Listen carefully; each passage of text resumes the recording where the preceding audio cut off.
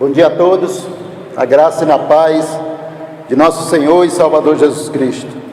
Deixem suas Bíblias abertas nesse texto, Gálatas, capítulo 6, a partir do versículo 7. Hoje nós estamos concluindo uma série de mensagens sobre os semeadores da palavra. E hoje nós vamos estar tratando um pouco sobre a lei da semeadura, com base nesse texto. Vamos ler novamente Gálatas, capítulo 6,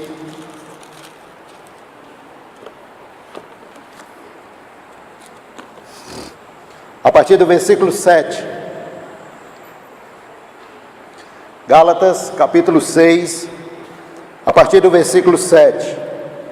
Diz assim o texto: Não erreis, Deus não se deixa escarnecer, porque tudo o que o homem semear, isso também ele ceifará.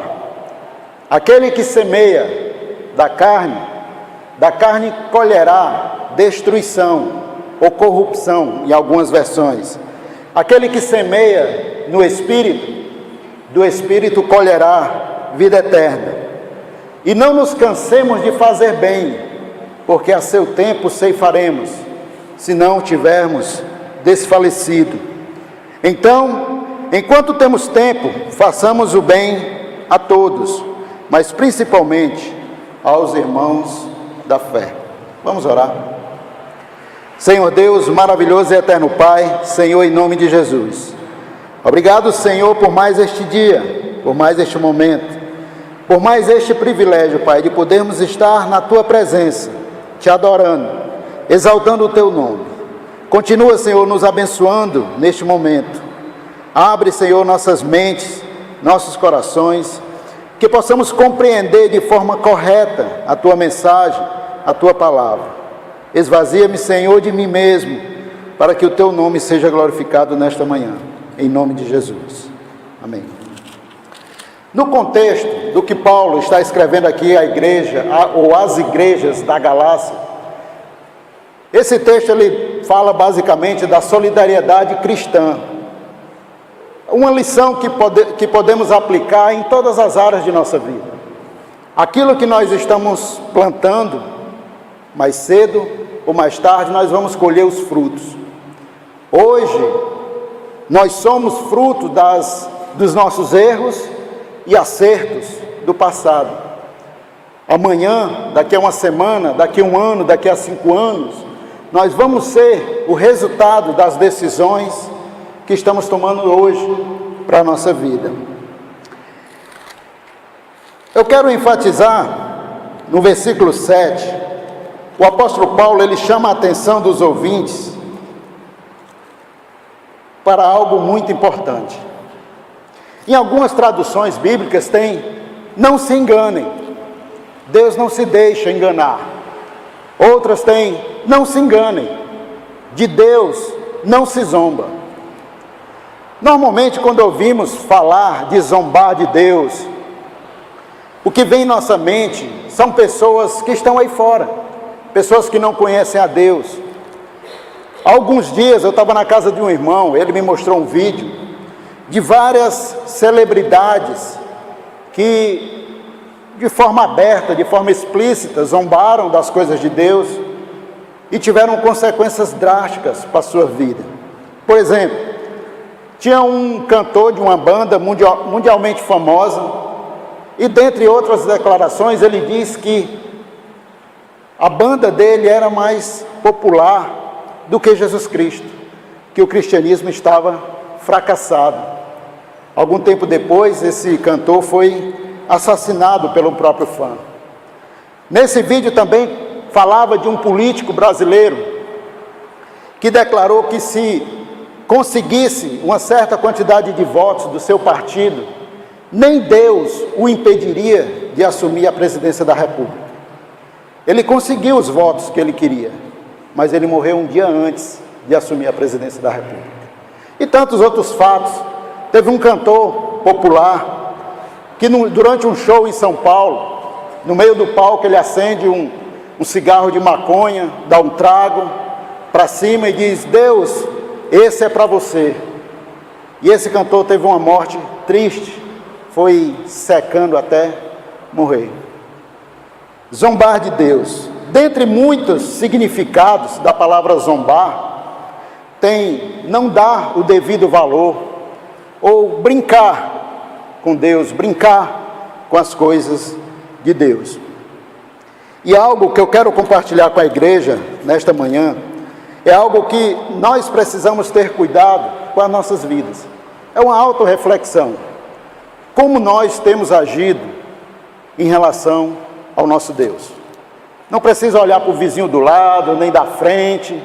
É entre Deus e você, entre Deus e eu. Cada um de nós refletirmos em como as nossas atitudes têm repercutido diante de Deus.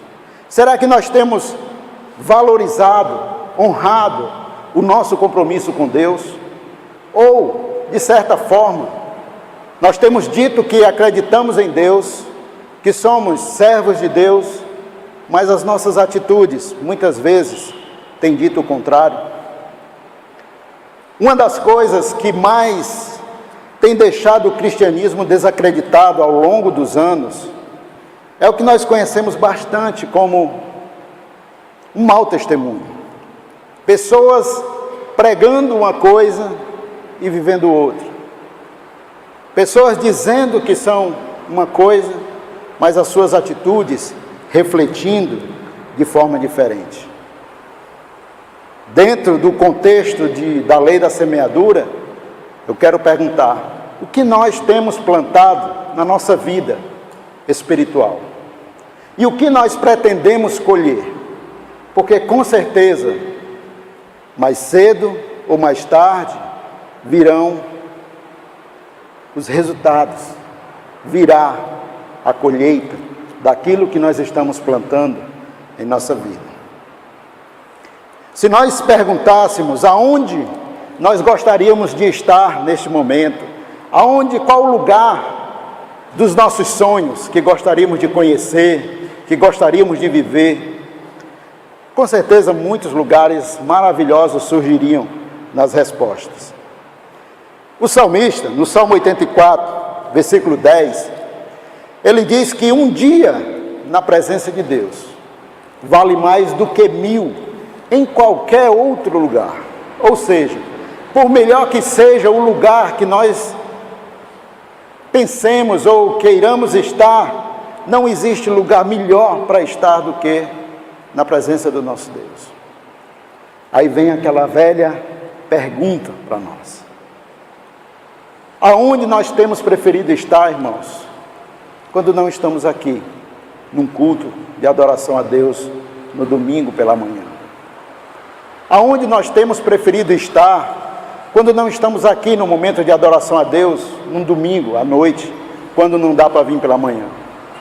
Aonde nós estamos preferindo estar, quando não estamos aqui nas quartas-feiras, num culto de adoração a Deus? Será que isso, pergunte para si mesmo, será que isso não é brincar com Deus, com o nosso compromisso com Deus? Deus, Ele honra os fiéis. Jesus, no Evangelho de Lucas, capítulo 6, versículo 46, ele diz: por que vocês me chamam de Senhor, Senhor, se vocês não fazem o que eu digo? Pergunta que soa em nossos ouvidos e que dói em nossos corações. Hebreus, capítulo 10, a partir do versículo 28, o autor de Hebreus, ele vai começar falando do exemplo que havia no passado. Ele diz: no passado, quando alguém quebrava a lei de Moisés, morria sem misericórdia. Bastava a palavra de 2 ou 3 testemunhas. No versículo 29, ele nos faz uma pergunta interessante. Ele diz assim: De quanto maior castigo, quis dai vós, será julgado merecedor aquele que pisar o Filho de Deus e tiver profanado o sangue da aliança com que foi sacrificado e fizer agravo ao Espírito da graça. Porque bem conhecemos aquele que disse, minha é a vingança, eu retribuirei, diz o Senhor. E outra vez o Senhor julgará o seu povo. Versículo 31. Horrenda coisa é cair nas mãos do Deus vivo. Como está a nossa vida cristã? O que nós temos plantado para com Deus? Nós podemos até enganar uma pessoa por muito tempo. Nós podemos até enganar algumas pessoas por algum tempo. Não podemos enganar a todos o tempo todo. Não podemos enganar a Deus em tempo algum. Eu sei que é palavras duras, mas tenha certeza de uma coisa: primeiro, elas doeram em mim, quando eu estava pensando no que trazer nesta manhã para nós, como igreja. Mas é algo que nós precisamos refletir todos os dias. Como está a nossa vida cristã? Como está o nosso compromisso com Deus? No Evangelho de Mateus, capítulo 7, a partir do versículo 21, Jesus diz que nem todo aquele que diz Senhor, Senhor, entrará no reino dos céus, mas aquele que faz a vontade de meu Pai, que está no céu. Muitos me dirão naquele dia, Senhor, Senhor, em teu nome não profetizamos? Em teu nome não expulsamos muitos demônios? E em teu nome não fizemos muitas maravilhas? E Jesus diz, e eu lhes direi abertamente, nunca vos conheci. Jesus está falando de pessoas que se diziam próximas a Ele, que até usavam o nome dEle para algumas coisas, que conheciam a Jesus, mas que não se deixavam conhecer por Jesus, não tinham compromisso. As consequências das nossas atitudes, elas podem vir de forma imediata, elas podem vir ao longo de nossa vida, de nossa caminhada, ou elas podem vir naquele dia, no dia ou da volta de Jesus, ou o dia que nós formos chamados. No Evangelho de Lucas, capítulo 12, Jesus fala para um homem rico, faz uma pergunta, mas que essa pergunta pode ser feita para cada um de nós. Se hoje pedissem a nossa alma, o que teríamos preparado para Deus?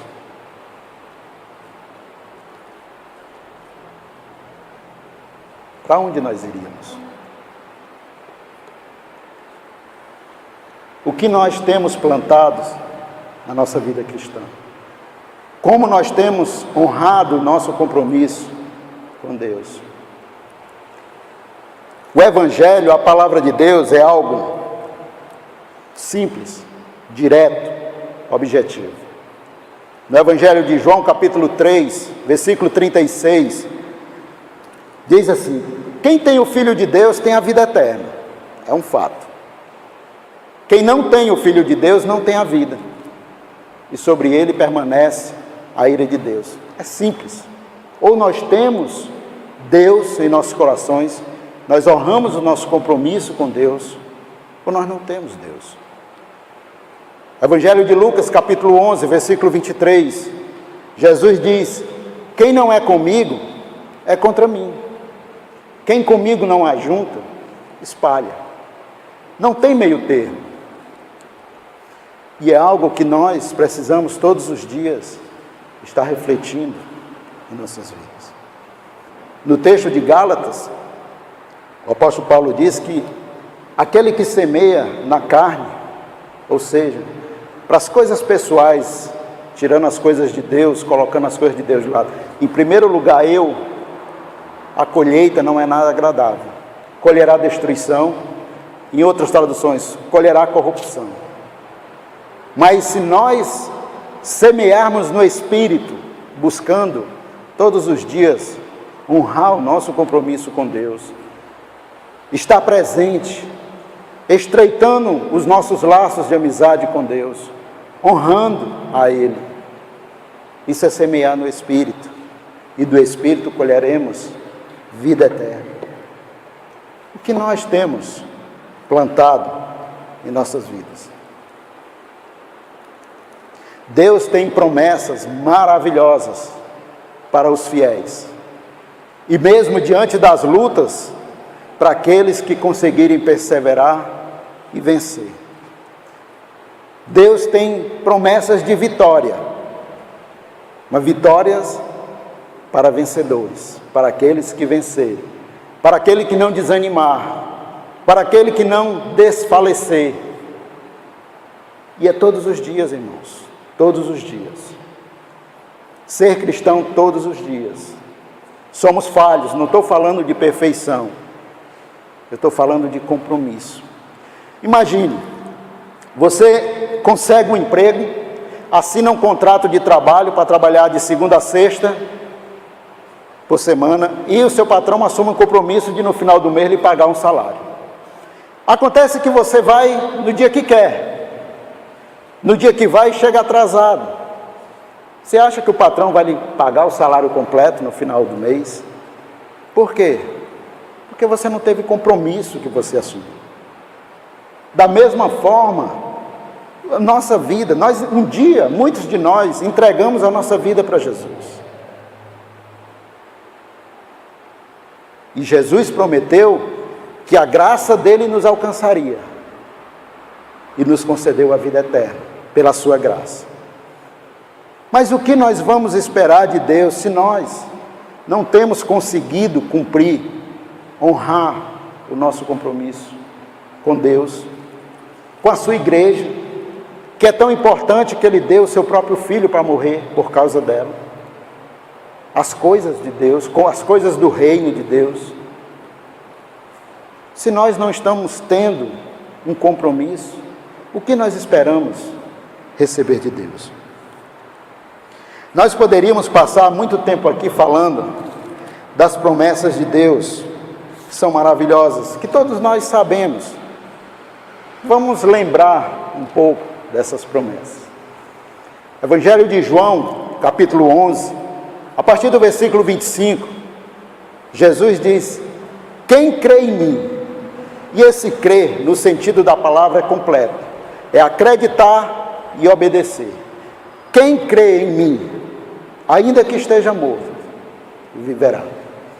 Todo aquele que vive e crê em mim, nunca morrerá eternamente. E ele faz uma pergunta no final desse texto: crês tu nisto? Se nós acreditamos nas promessas de Jesus, nós precisamos olhar para nós, ou como está o nosso caminhar cristão, o nosso compromisso com a palavra de Deus, o nosso compromisso com a igreja do Senhor Jesus, o nosso compromisso com as coisas do reino. Qual sentimento tem nos trazido aqui aos cultos de adoração, nos domingos ou nas quartas-feiras? O salmista, ele expressa o sentimento que ele sente só de ouvir falar. Por exemplo, no Salmo 122, o salmista diz: alegrei-me quando me disseram, vamos à casa do Senhor. Qual sentimento tem estado em nossos corações ao acordar no domingo de manhã para estarmos aqui? Tem que ir para o culto, não tem jeito, senão vão falar de mim. Depois ainda vai ter algumas pessoas que vão ligar para querer saber da minha vida, por que eu não vim, por que isso, por aquilo. Muitas vezes até vem, mas não vê a hora de terminar. Às vezes não espera nem o amém, já está na porta. Qual sentimento tem estado em nossos corações? A começar em mim, meu irmão. Não se preocupe, a começar em mim. mas é algo que nós precisamos estar refletindo no nosso compromisso com Jesus. Não temos compromisso, e temos, com os irmãos, de estarmos aqui, de estarmos juntos, em comunhão, mas nós precisamos lembrar, em primeiro lugar, do nosso compromisso com Deus. De estarmos aqui para participar do culto, não para assistir, mas você é uma peça importantíssima num culto de adoração a Deus. Cada um de nós somos partes do corpo de Cristo. Cada parte é importante. Não existe nenhuma parte mais importante do que a outra. Todos nós somos preciosos. Deus tem dado esse privilégio a cada um de nós. E muitas vezes não conseguimos enxergar, muitas vezes não agimos como povo escolhido, como acabamos de ler. Geração eleita, sacerdócio real. São privilégios que Deus tem nos dado em Cristo Jesus. Como nós temos agido? Como nós temos honrado o nosso compromisso com Deus? Evangelho de João, capítulo 14, a partir do versículo 1. Crede em Deus, ou melhor, Jesus começa: não se turbe o vosso coração, ou numa linguagem bem cearense, não se aperreie, não se aveste. Crede em Deus, crede também em mim. Na casa de meu pai há muitas moradas. Se não fosse assim, eu teria dito a vocês: vou preparar-vos um lugar, e quando eu for e vos preparar um lugar, voltarei, e vos levarei para mim mesmo, para que aonde eu estiver, estejais vós também.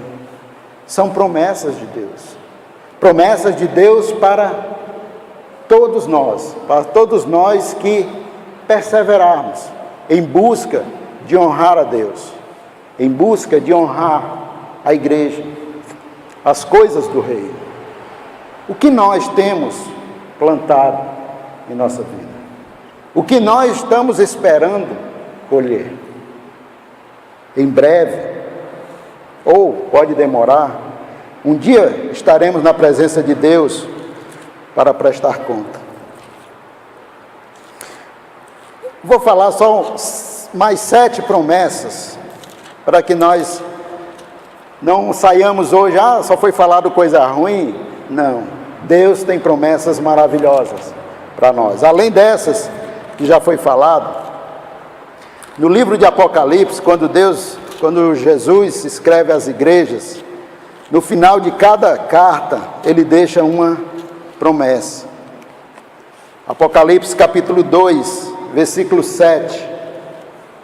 Ao que vencer, dar-lhe-ei a comer da árvore da vida, que está no meio do paraíso de Deus. Promessa de Deus. Apocalipse capítulo 2, versículo 11. Ao que vencer, não receberá o dano da segunda morte. Palavra do Senhor. Apocalipse capítulo 2, versículo 17. Ao que vencer, darei a comer do maná escondido, e dar-lhe-ei uma pedra branca, e nesta pedra um novo nome escrito, o qual ninguém conhece, senão aquele que o recebe. Apocalipse capítulo 2, versículo 26. Ao que vencer e guardar até o fim as minhas obras, eu lhe darei poder sobre as nações. Versículo 28. E lhe darei a estrela da manhã. Apocalipse capítulo 3, versículo 5. O que vencer será vestido de vestes brancas, e de maneira nenhuma riscarei o seu nome do livro da vida. E confessarei o seu nome diante de meu Pai e diante dos seus anjos. Apocalipse capítulo 3, versículo 12. Ao que vencer, eu farei coluna no templo do meu Deus, e dele nunca sairá. Escreverei sobre ele o nome do meu Deus e o nome da cidade do meu Deus, a nova Jerusalém, que desce do céu, do meu Deus, e também o meu novo nome. Apocalipse capítulo 3, versículo 21. Ao que vencer, lhe concederei que se assente comigo no meu trono, assim como eu venci e me assentei com meu Pai no seu trono. Promessas de Deus para todos nós que estamos em Cristo Jesus, se perseverarmos.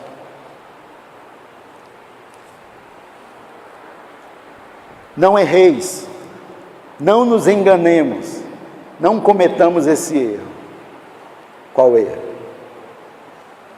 Zombar de Deus, brincar com as coisas de Deus. De Deus não se zomba, porque tudo que o homem semear, isso ele também ceifará.